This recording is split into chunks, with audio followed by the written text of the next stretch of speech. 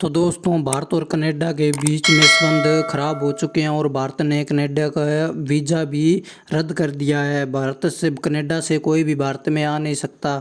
तो इसी दौरान कनाडा में भारत से गए सिखों की अच्छी खासी आबादी रहती है। कनाडा इन सिखों का कुछ सालों से भारत के खिलाफ कूटनीति का इस्तेमाल कर रहा है। विदेशी एजेंट के प्रभाव में आकर यहाँ कुछ सिख भारत में खालिस्तान बनाने की मांग उठाते रहते हैं। कनाडा इससे ही सिखों की मांगों को खाद पानी देता है।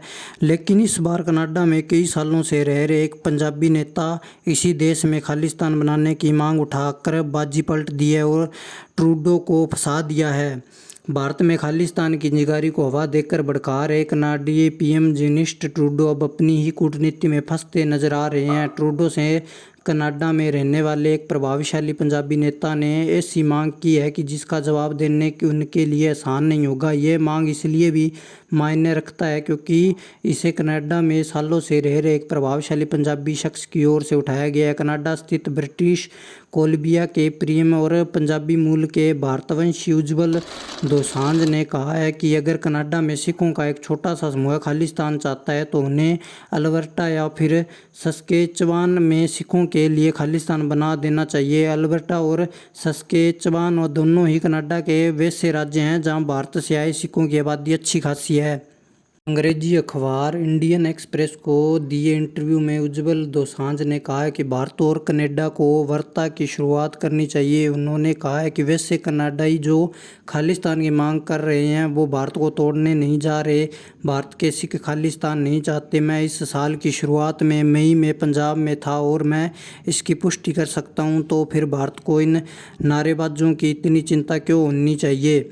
भारत पर कीचड़ उछालने की कोशिश कर रहे कनाडा के प्रधानमंत्री जस्टिन ट्रूडो को दुनिया ने नकार दिया है। ट्रूडो ने अपनी संसद में भारत के ऊपर एक आतंकवादी की हत्या के जो बेबुनियाद आरोप लगाए हैं उन आरोपों के साथ दुनिया का कोई देश खड़ा नहीं दिख रहा। इस बीच कनाडा में पन रहे खालिस्तान का पाकिस्तान से लिंक पर बड़ा खुलासा हुआ। सूत्रों के मुताबिक पाकिस्तान खुफिया एजेंसी ISI कनाडा में खालिस्तान गतिविधियों को तेज करने के लिए फंडिंग कर रही है। जानकारी के मुताबिक पिछले कुछ महीनों में कनाडा में रह रहे खालिस्तानियों के अकाउंट को बड़ी संख्या में फंडिंग मिली है। इसका इस्तेमाल लोगों को प्रदर्शन की जगहों पर ले जाने, पोस्टर बैनर और भारत के खिलाफ युवाओं को भड़काने के लिए किया जा रहा है।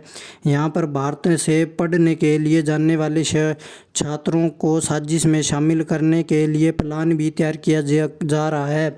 उधर कनाडा में 25 सितंबर को भारत के खिलाफ होने वाली खालिस्तान समर्थक रैली में हिंसा की आशंका है। दरअसल कनाडा में खालिस्तानियों ने 25 सितंबर को भारतीय हाई कमीशन के सामने प्रदर्शन करने की योजना बनाई है। कनाडा में तैनात भारतीय डिप्लोमेट्स और भारतीय नागरिकों को खास तरह से सावधान रहने के लिए कहा गया है। कनाडा में रह रहे 20 से ज़्यादा खालिस्तानी पाकिस्तान की ISI के साथ मिलकर कनाडा में भारत के खिलाफ बड़ी साजिश रच रहे हैं। इससे में भारत ने कनाडा का वीज़ा रद्द कर दिया है कुछ समय के लिए। जब तक परिस्थितियां अनुकूल नहीं हो जाती उस समय तक भारत कनाडा से कोई भी भारत में नहीं आ सकता। अगर दोस्तों वीडियो से कुछ भी जानकारी मिली हो तो वीडियो को लाइक और चैनल को सब्सक्राइब ज़रूर करें।